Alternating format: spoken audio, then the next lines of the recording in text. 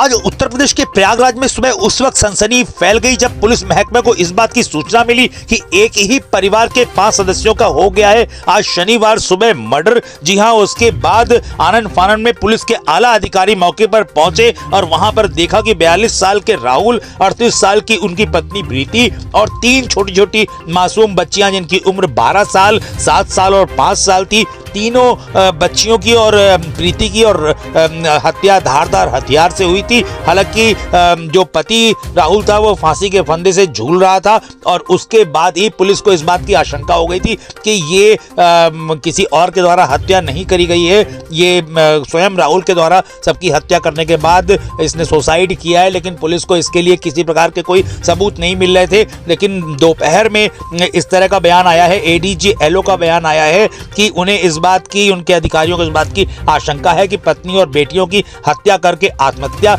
करी है राहुल ने। और उसके बाद इस एंगल से छानबीन हुई और अभी अभी लेटेस्ट अपडेट ये आया कि सुसाइड नोट वहां पे बरामद हो गया है। सुसाइड नोट बरामद हो गया है। ससुराल वालों के ऊपर प्रताड़ना का आरोप लगाया है राहुल ने और राहुल ने अपने बच्चों की और अपनी पत्नी की निर्मम हत्या करते हुए खुद स्वयं उसने सुसाइड कर लिया और अपनी यह लीला समाप्त कर ली। उत्तर प्रदेश के प्रयागराज जिले में शनिवार की सुबह एक ही परिवार के 5 लोगों की हत्या कर दी गई। ऐसी खबर आई थी। कौशांबी के मूल निवासी परिवार की प्रयागराज में हत्या है, सनसनी फैल गई। मारे गए लोगों में 42 साल के राहुल, 38 साल की प्रीति और 3 बेटियों को भी हत्यारों ने मौत के घाट उतार दिया। इस प्रकार की खबरें सुबह आ रही थी। वहीं इस मामले में एडीजी एलओ उत्तर प्रदेश प्रशांत कुमार का बयान आया। उन्होंने कहा है कि प्रयागराज की निगरानी में मामले की बहुत ही अच्छी तरीके से जांच के आदेश दिए गए, जिससे जल्द से जल्द घटना का खुलासा हो सके। प्रयागराज की घटना पर बयान देते हुए एडीजी एलओ प्रशांत कुमार ने कहा कि हो सकता है पूरी घटना किसी और ने न की हो, जबकि क्योंकि मौके पे जो सीनियर अधिकारी गए थे वो प्राइमरी तौर पे इससे